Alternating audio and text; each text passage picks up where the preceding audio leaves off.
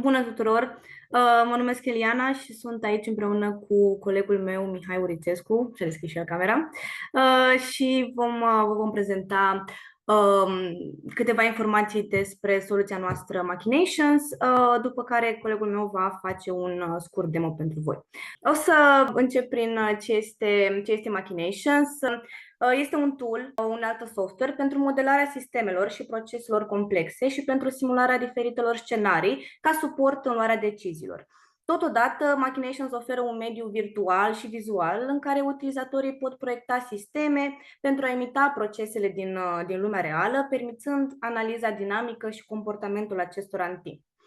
Machinations a luat naștere în 2012, a fost parte a unei cercetări doctorale privind sistemele dinamice de jocuri, iar în stadiile sale inițiale, Machinations a câștigat recunoaștere în mediul academic, devenind un instrument utilizat la nivel global pentru analiza complexității sistemelor, nu numai în jocuri, ci și în contexte mai largi de gândire sistemică. Astfel, permite utilizatorilor să modeleze și să experimenteze diverse ipoteze într-un mediu digital, sigur și controlat. Așa cum a spus Timi mai devreme, un digital twin. Machinations ajută la identificarea potențialelor ineficiențe, vulnerabilități sau îmbunătățiri, fără să riscăm să ne asociem cu experimentele din lumea reală. De la înființarea sa în 2012, tool-ul nostru a evoluat ca limbaj, tehnologie și ergonomie într-o platformă robustă, care dincolo de jocuri, permițând modelarea și simularea sistemelor în industrii precum finanțe,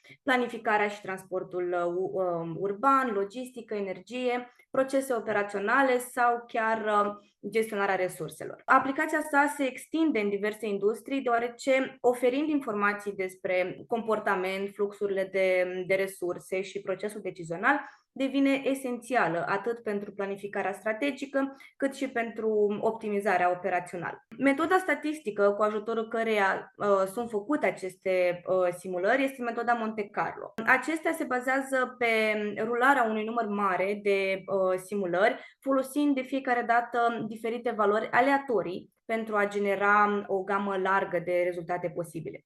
Iar acest lucru ajută la elaborarea unei viziuni probabilistice asupra modului în care un sistem s-ar putea comporta în diferite scenarii, ajungând la un interval de confidență în ceea ce privește rezultatul probabil.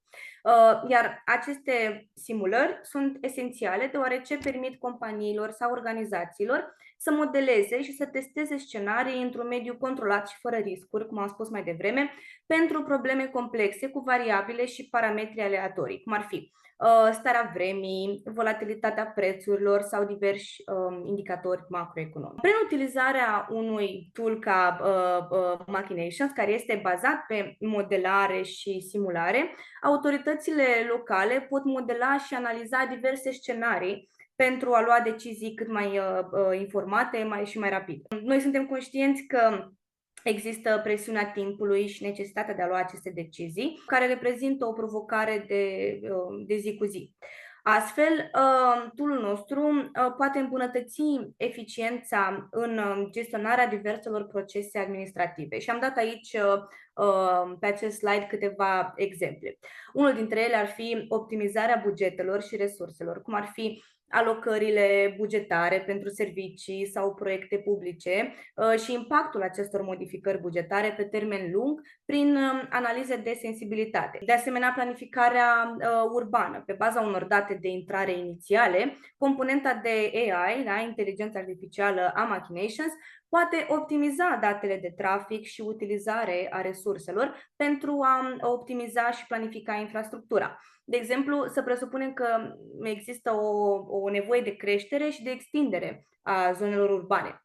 Machinations poate simula impactul construirii de noi clădiri, rețelele de transport asupra ecosistemului existent al orașului. Acest lucru permite proiectanților și persoanelor care sunt factori decizionali să testeze modul în care diferite componente de infrastructură, cum ar fi drumurile, podurile sau transportul public vor interacționa cu sistemele existente și modul în care acestea ar putea afecta gestionarea traficului, consumul de energie sau durabilitatea mediului în timp. Un alt exemplu este fluidizarea traficului și a sistemelor de transport, practic simularea efectelor unor noi reglementări privind traficul, rutele de transport public sau introducerea, de exemplu, de piste pentru biciclete. Se pot anticipa blocaje, se pot optimiza rute și crea programe de transport public mai eficiente pentru a reduce congestionarea și a îmbunătăți mobilitatea generală în oraș. De asemenea, foarte importantă este sustenabilitatea mediului și gestionarea energiei.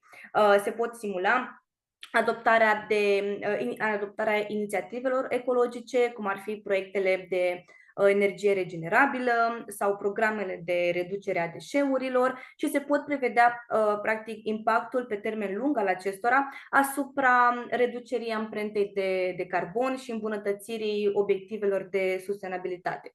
Așa cum presupun că este pe lista proiectelor din majoritatea autorităților locale. Așa cum am dat aceste exemple mai devreme, în afară de planificarea strategică a infrastructurii, Machinations poate fi utilizat, veți vedea imediat în exemplul colegului meu, în studierea unor situații de trafic și mobilitate urbană punctuale aferente procesului emiterii autorizațiilor de construcție, în care comisiile de urbanism sau de circulație, după caz, pot vedea mai bine evoluția în timp și impactul obiectivului avizat în valorile de trafic nou generate. Astfel, ne-am gândit să vă oferim următorul exemplu în demo-ul prezentat de către colegul meu Mihai.